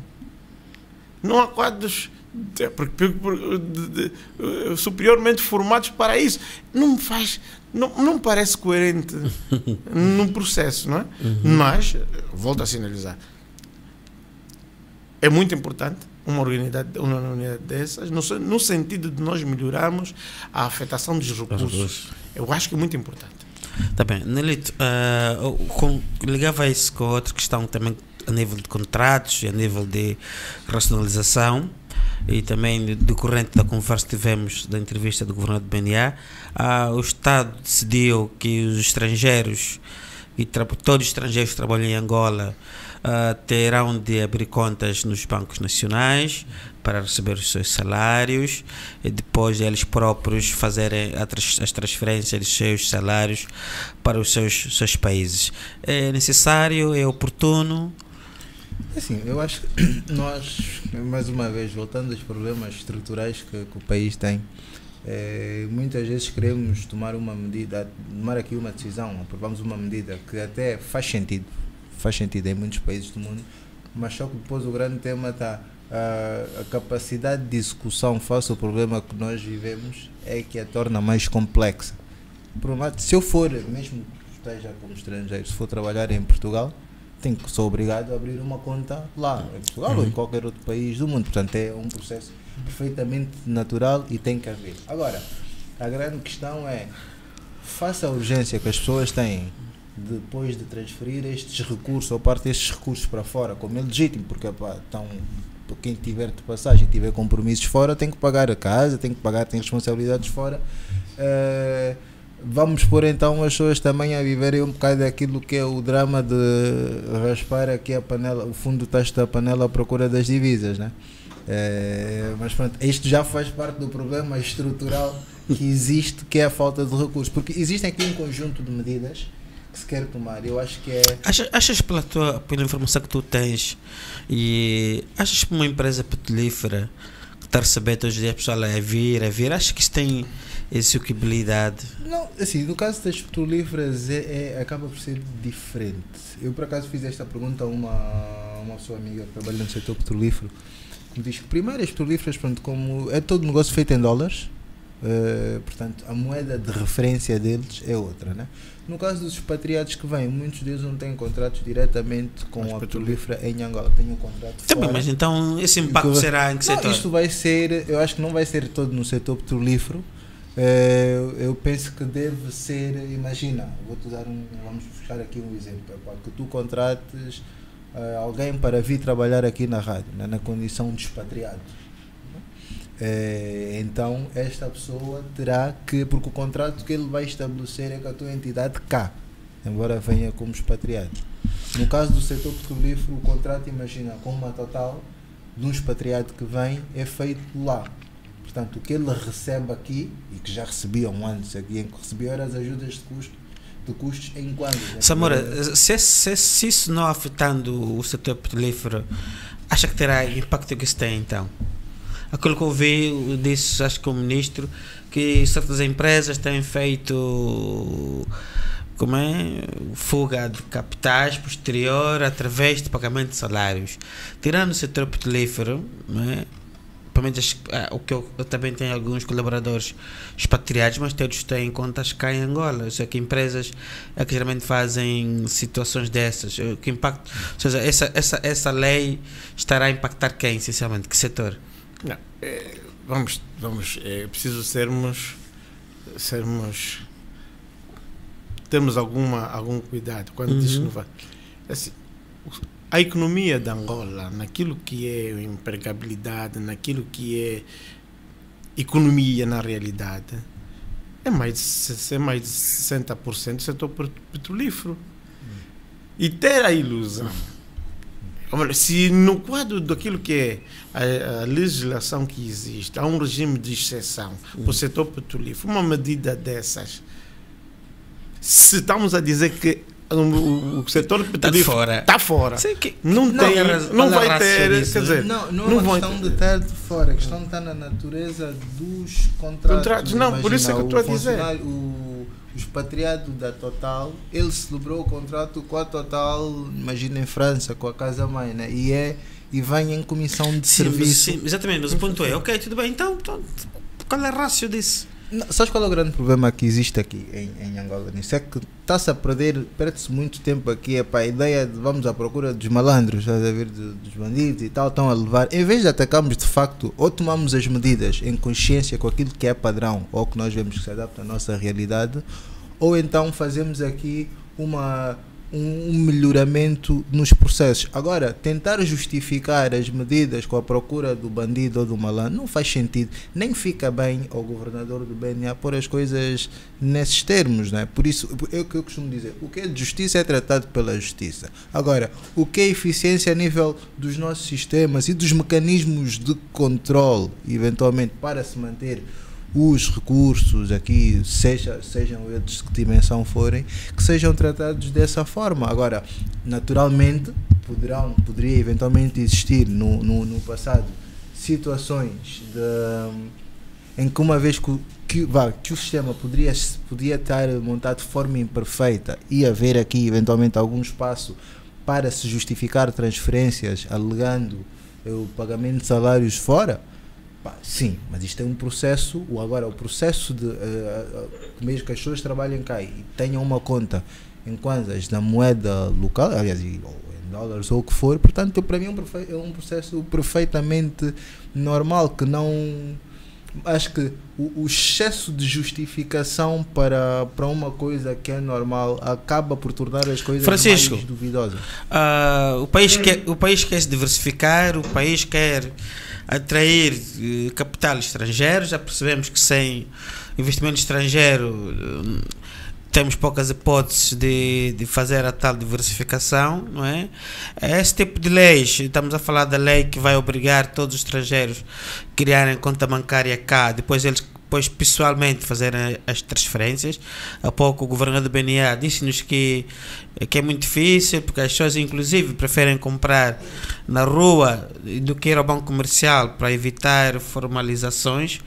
De que forma que o nigeriano não fala português, eles vêm para cá, não tem vivência cá, dizer que vai abrir conta bancária, vai transferir, isso é coerente com a nossa necessidade de captar investimento estrangeiro? David, nós começámos o programa a falar dos libaneses, não é? Certo. Eu queria dar toda a razão nele. É mais importante o papel higiênico e o balde que o libanês produz para substituir importações angolanas, importar matéria-prima e fazer a transformação, ainda que curta, em Angola, do que todas estas leis que, por mais bondade que pareçam ter, podem criar muitos problemas. Vamos ver os problemas. Esta lei podia ter sido feita há 12 anos atrás. Não havia problema. Quando o câmbio era quase de sangue, quando era 100, o câmbio de sangue, e as transferências eram feitas ao momento, não havia problema nenhum. O estrangeiro vinha para Angola, abria uma conta, depositava o dinheiro, transferia e não havia problema nenhum para tirar o dinheiro. Agora, com o contexto em que está em Angola, com as dificuldades que todos conhecemos das transferências, tu estavas-me a dizer do nigeriano que não tem vivência. Eu agora vou-te pôr do outro lado. Tu queres tratar um bom gestor para trabalhar na tua empresa. E ele já conhece as dificuldades de transferência. Nós só estamos a falar das multinacionais. Agora, uma empresa angolana, que já esteja num sítio ou que tem ligação com outro sítio, quer contratar um bom quadro. Esse quadro já conhece as dificuldades em Angola com as transferências. Já levá-lo para Angola, um bom quadro, muitas vezes é difícil. Quando tu crias problemas sobre problemas, quem são os quadros que vão querer ir para Angola? Exatamente. Quando nós ainda precisamos de quadros estrangeiros, como vocês todos sabem, e que a gente nos está a ouvir sabe. Quem é que vai acabar por querer ir para Angola? O gestor. Sim. Nós, gestores, se calhar não precisávamos em Angola, precisávamos de bons quadros. Quando vêm quadros estrangeiros, têm que vir acrescentar. Precisamos trazer qualidade. Isto contribui para trazer qualidade para Angola? Não. Sim. Vai mudar, como o Nelito salientou, com a questão dos hidrocarbonetos e do setor petrolífero, isto é.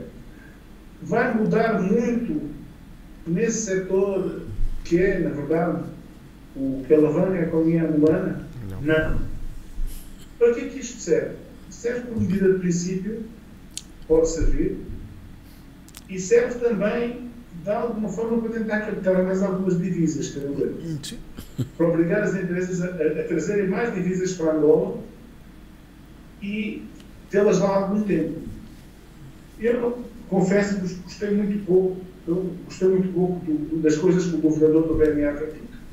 Achei, aliás, que aquela piada, só posso entender como piada, que os angolanos não querem vestir fato e gravata, ir ao banco fazer transferência e querem comprar dinheiro na rua.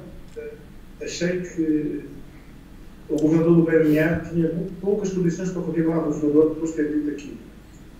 Durante as pessoas que têm tantas dificuldades no seu cotidiano, ter a leviandade de dizer uma coisa é uma ofensa para os angolanos.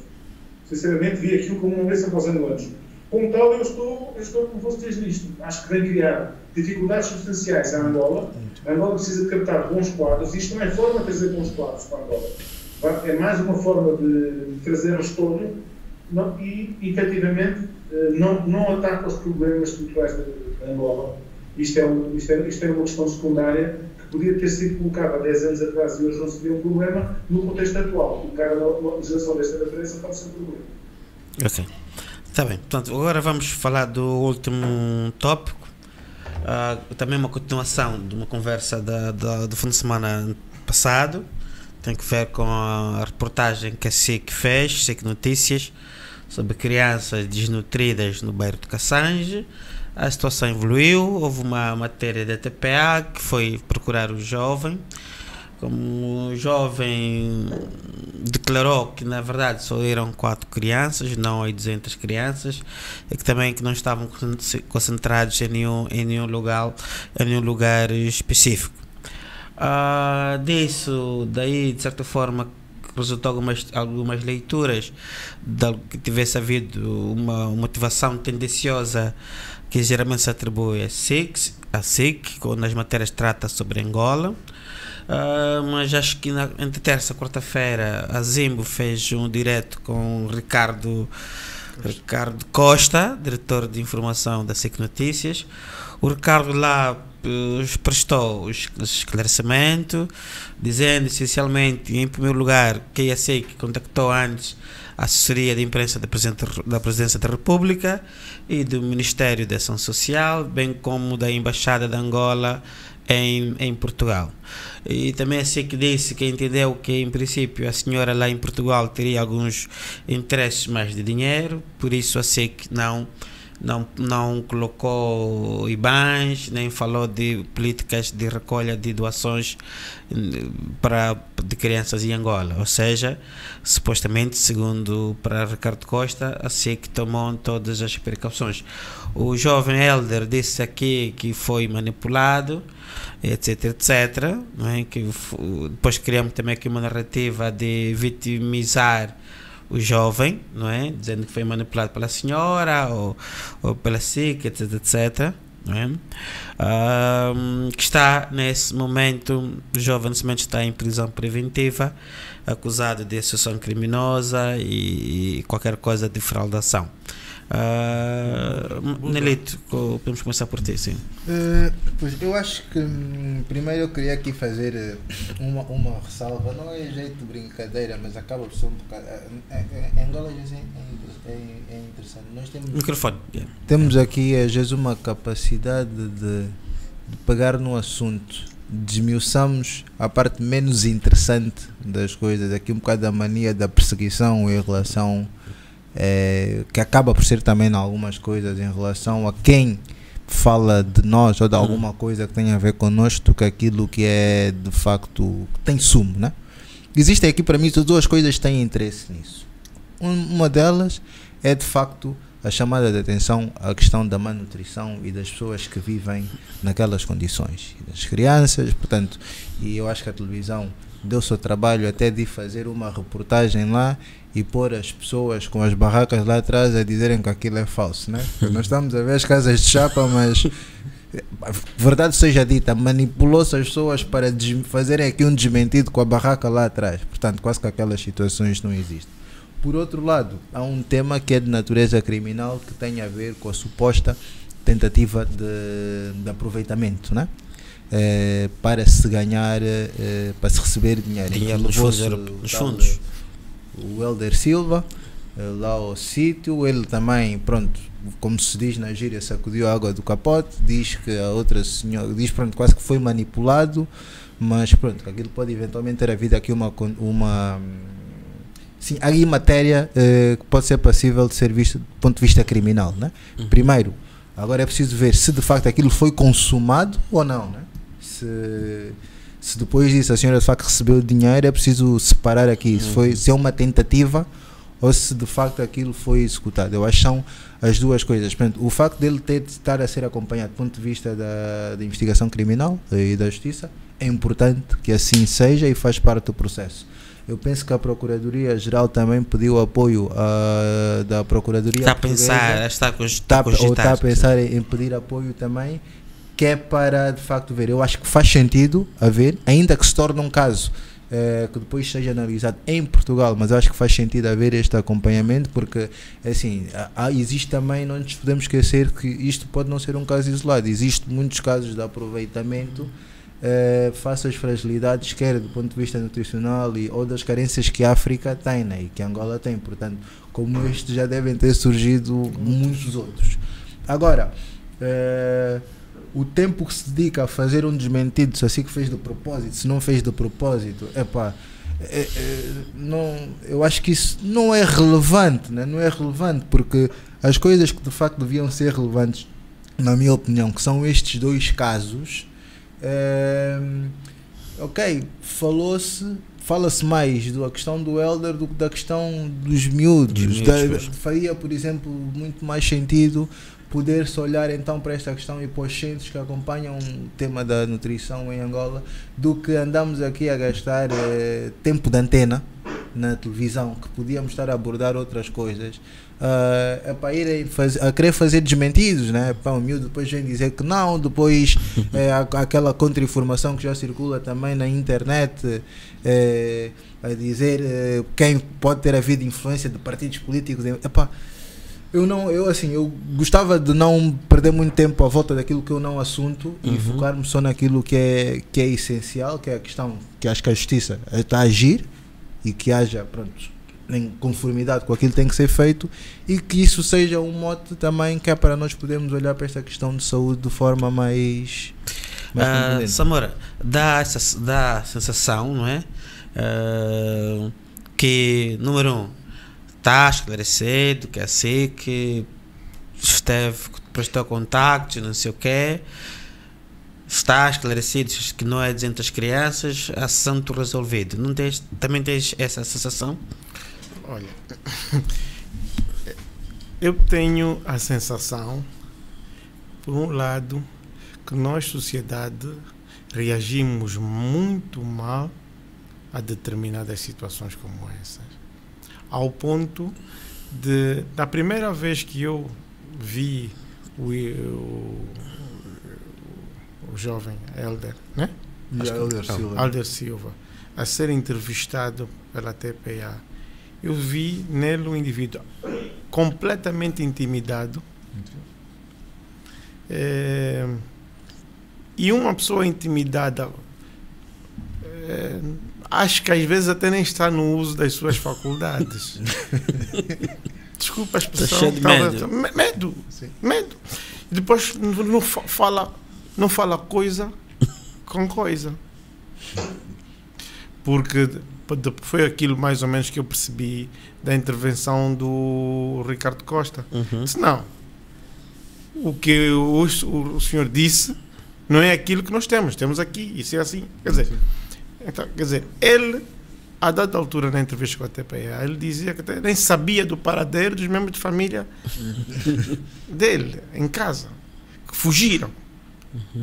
Quer dizer, a intimidação, a força da intimidação foi tanta, quer dizer, que a situação, eu volto a dizer, eu acho que reagimos, às vezes, é verdade que a situação é séria, passou-se uma imagem um pouco que beliscou o nosso ego como angolanos, é verdade, mas há um aspecto, e o que o Danlito disse, há um aspecto ali que está intrínseco e que não deixa de ter, é que nós temos que lidar, que nós temos que resolver esse problema das crianças, da questão da nutrição, da questão de salvaguardar os grupos vulneráveis. A questão que deve se reter é isto. O processo é assim, é tal coisa, ele é indiciado em determinados crimes, né? Associação criminosa, mas eu acho que não devia ser só ele. Se é assim, não devia ser só ele. Todas as pessoas, não é? E devia-se investigar a fundo o processo em questão. Mas, volto a dizer, o Estado está a tentar justificar que as pessoas utilizam o nome de Angola e os nossos problemas para, entre aspas, polemizar uma questão. Mas não sentimos também no Estado, ou naquelas pessoas que interviram nessa questão, mostrar o que é o reverso da medalha. Sim, senhora, há um problema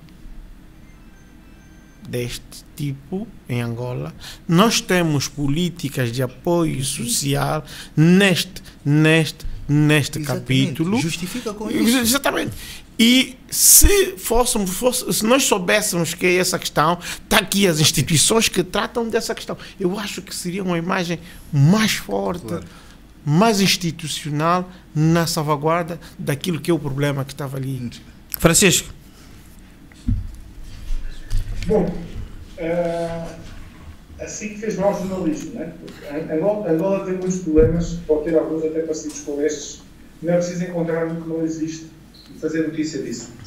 Há outras notícias que podem ser colocadas, o Nelito falava há pouco, que agora disse o mesmo, do problema da subnutrição das crianças, da fragilidade, da pobreza extrema, quer nos muceques da cidade, quer no sul de Angola. No ano passado já havia notícias dos focos de pobreza e de fome no sul de Angola. Não precisava de ser feito como é.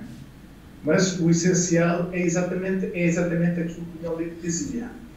O essencial é nós abordarmos a questão das dificuldades alimentares e de pobreza que muitos dos angolanos estão a passar atualmente. Devia ter sido dada uma resposta diferente sobre isso, mas também a resposta devia ser dada em função do tempo novo. Assim que tem tido problemas com o Estado angolano há alguns anos. E o Estado angolano tem sido muito defensivo sempre em relação à SIC. Assim que nós estamos recordados que, não sei se já voltou a ser transmitida em Angola, não era transmitida há alguns anos, assim que disse, não deixar de ser transmitida, pelos problemas que tinha tido com o Estado angolano. Alguns jornalistas não podiam entrar em Angola, não lhes é concedido isto, são quase considerados persona não grata. Acho que esse tempo tem que ser ultrapassado, assim que não esteve bem, mas as autoridades angolanas têm que responder a estas questões de outra forma, creio eu. Acho que o Nelito tentou dar o nisto, o Samora também. A abordagem da resposta tem que ser diferente. Ok, está bem, obrigado. Portanto, não, estamos a ouvir. É que eu não vos vejo agora. Eu disse não nos vejo. Sim, podes falar. Pronto, dizer que o cerne da questão é esse. Depois é colocar na agenda. Há pouco eu dizia, quando falávamos da questão do Covid, que o Estado angolano e a ação social do Estado angolano não tinha recursos, provavelmente, para enfrentar os problemas que a população angolana vai ter nos próximos tempos. Falei-vos, não sei se hoje, há algumas semanas, daquele projeto que conheço bem em Benguela, do Padre Abel, que já tem 7.500 crianças. Ele dizia-me aqui há uns dias atrás que não tinham um Kwanza para comprar comida para os miúdos. Não é o Estado que vai resolver estes problemas. Estes problemas têm que ser resolvidos, têm que ser endereçados também pela sociedade civil angolana, pela comunidade angolana. Temos que criar laços, têm que ser criados laços de densidade social fora do Estado, ganhar sensibilidade social para esses problemas. Angola é uma sociedade sofrida, pelo que por vezes já não há assim tanta sensibilidade para o problema alheio, porque há muito problema alheio que não se é confrontado todos os dias, mas é preciso que seja feita uma abordagem mais humanista e preocupada com as camadas mais frágeis da população. Ok, Francisco, muito obrigado. Bem, são quase 19 horas. Hoje falamos de 4 tópicos. Consegui ficar até ao fim. Sim, finalmente, Francisco. Falamos da... Estou no trabalho para ficar até ao fim. Está fixe. Falamos da evolução da Covid. Infelizmente, nota-se um aumento, vai crescendo o aumento da taxa de óbito. Vamos ver como é que o Estado vai reagir a isso. Esse aumento está a se confrontar com 2 desafios. Por um lado, a partir de agora, os casos assintomáticos passam a ser tratados em casa, não é? Que isso será de certeza um desafio enorme do ponto de vista do controle do crescimento da pandemia em Angola. Hoje o governo vai nos falar sobre que medidas serão tomadas nesse estado de calamidade. Como dizia o Francisco, em Moçambique decretou-se o estado de emergência, não é? Também com grandes discussões. Eu assisti a discussões no Parlamento de Moçambique, foram discussões muito acesas. De facto, tenho achado bastante interessante assistir um canal de televisão de Moçambique, contar a ter alguma sensibilidade da política em Moçambique. No nosso caso, não nos parece que haja para já um regresso ao estado de emergência. Nós também, a nossa experiência experiência não foi boa. Sabemos que não vamos aguentar, a sociedade dificilmente aguentará um estado de emergência. O estado de calamidade já está difícil, né? Mas vamos ver como é que o Estado vai gerir essa situação. Do ponto de vista comunicacional, que é aquilo que nós temos vindo a falar, também houve uma mudança, não tivemos tempo de comentá-la. A ministra, de certa forma, assumiu dos ecrãs da televisão, e também essa semana o nosso Dr. Mufinda também desapareceu das conferências de imprensa. Tá, agora acho que é uma diretora-geral, acho eu, da saúde. Portanto, não sabemos muito bem o que é que aconteceu, mas parece que o Dr. Mufinda acho que anda em viagens, não é? Mas há esse pormenor que me despertou alguma curiosidade ou algum interesse. Depois falamos da questão dessa unidade que vai gerir a contratação pública, pelo menos quadros para a administração pública. Acho que será um grande desafio, não é? Que essa instituição venha a funcionar bem. Quanto às contas bancárias, que é uma política que o governo anunciou, também aqui com alguma pompa e circunstância, né? Dizer que, de certa forma, teremos mais dólares porque os contratados do exterior, dos estrangeiros passarão a abrir conta em Angola. O Nelito já nos fez ficar um bocadinho tristes, uma vez que nos despertou que o setor petrolífero estará fora face à sua natureza. Em princípio não teremos cá nigerianos com contas bancárias nos bancos comerciais, não é? Então aqui o que se coloca no final é o que é que se ganhará de fato nisso. A primeira questão foi de Beirute, a explosão, não é? A conclusão que nós tiramos é que nesse momento não podemos realmente estar descansados, no sentido de ter sido apenas um acidente. Se for um acidente, como dizia o Francisco, é de uma imbecilidade muito difícil de compreender, não é? Isto é, de uma negligência, de uma série de fatores humanamente muito difícil de cogitar. Se não foi um acidente, de certo saberemos mais e depois veremos que implicações é que isso terá. Bem, muito obrigado. Então esperamos que daqui a 7 dias novamente estarmos juntos e conversar sobre estas coisas. Muito obrigado, muito boa tarde. Obrigado, um abraço. Obrigado, abraço a todos. Francisco. Abraço a todos. Bom fim de semana. Boa praia.